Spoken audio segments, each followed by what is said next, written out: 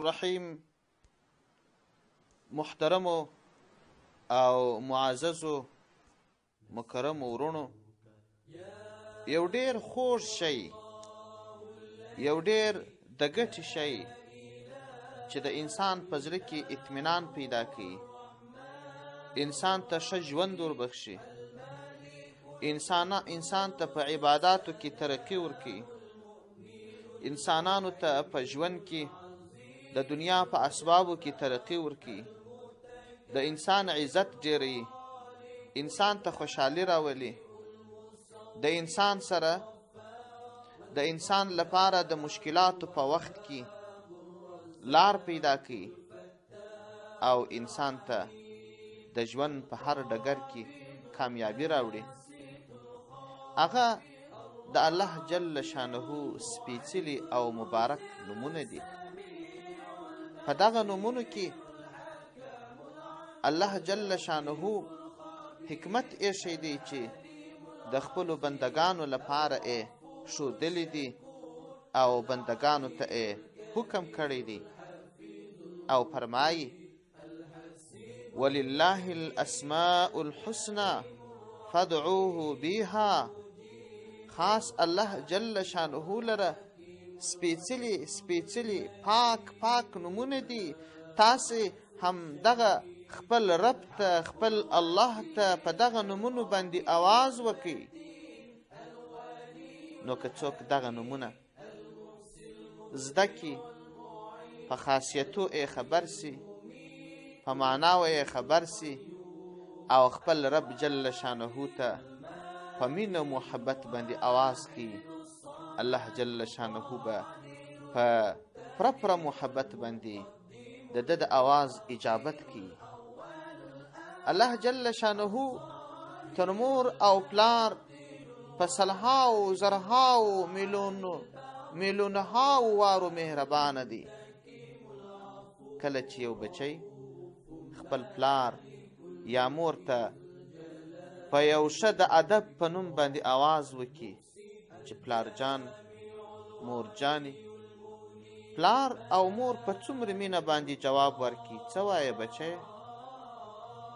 هغه ذات چې تر مور او پلار په سلهاو زرهاو واره مهربانه دی، ته په عاجزي باندې په ښه محبت باندې و هغه رب ته आवाज وکړي الله، هغه رب ته आवाज وکړي یا حی، هغه رب ته आवाज وکړي یا قیوم، و هغه رب ته आवाज وکړي یا رحمان. او که ستاسو څه غلطي سوي، ته همدغه رب ته आवाज وکړي یا غفور، یا غفار، یا رحیم. ای بخشونکی رب، ای مهربان رب. او که ستاسو څه خطا سوي، ته هغه خپل رب ته आवाज وکړي یا ستار، ای د عیبونو پټونکی رب، زما عیب را پټ کړي یا ستیر. نو ستا رب به څومرې په محبت باندې ستا د आवाज اجابت وکړي. هغه رب چې د هغه رحم په هیڅ مخلوق کې تصور کېدای نشي، هغه رب چې د خپل مخلوق سره دومره محبت لري چې په مخلوق کې تصور کېدای نشي، هغه به څومره په محبت باندې ستا د आवाज جواب کوي. لو خبره دا ده چې دغه د ادب نومونه، دا د محبت نومونه، دا موږ ته ستر لارښود حضرت محمد صلی الله علیه وسلم ښودلي دي. که په همدغه نومونو باندې आवाज ورته وکړي، الله جل شانه به په محبت باندې ستا د आवाज جواب کوي. پیغمبر صلی الله علیه وسلم فرمای ان لله تعالی 99 اسما من احصاها دخل الجنه. د الله جل شانه لپاره 99 نومونه دي، چا که دغه نومونه یاد کړل جنت ته به داخل شي. نو راسئ د دې نومو په اړه باندې فکر وکړو. الله جل شانه ته خو په مختلفو نومونو باندې خلق آواز کوي، خو د ادب نومونه هغه دي د الله خوښ نومونه هغه دي چې الله جل شانه د پیغمبر پر ژبه موږ ته راښولي دي.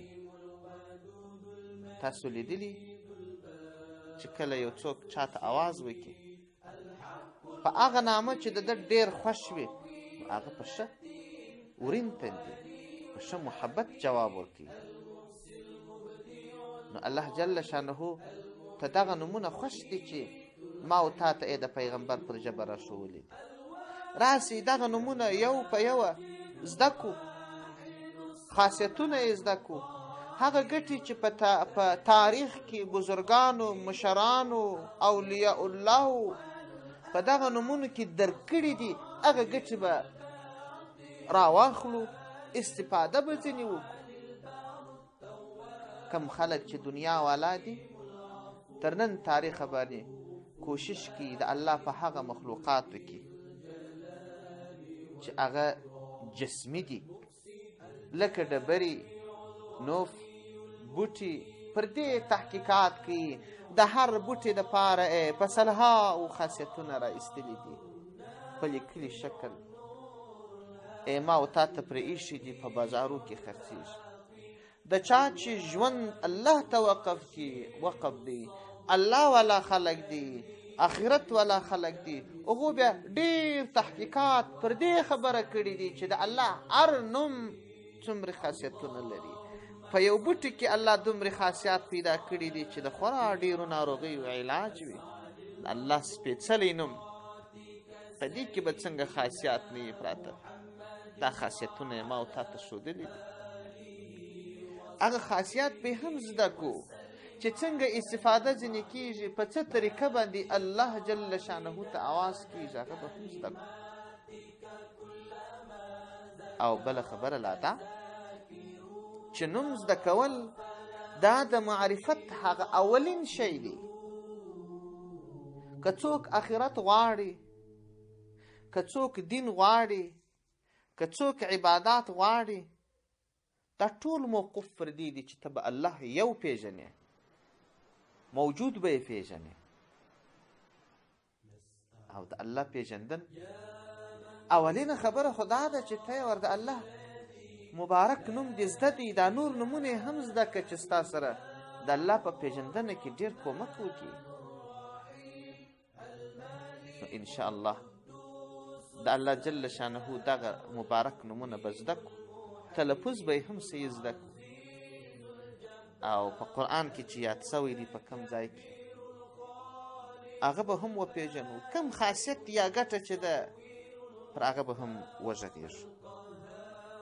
والسلام علیکم ورحمة الله وبرکاته.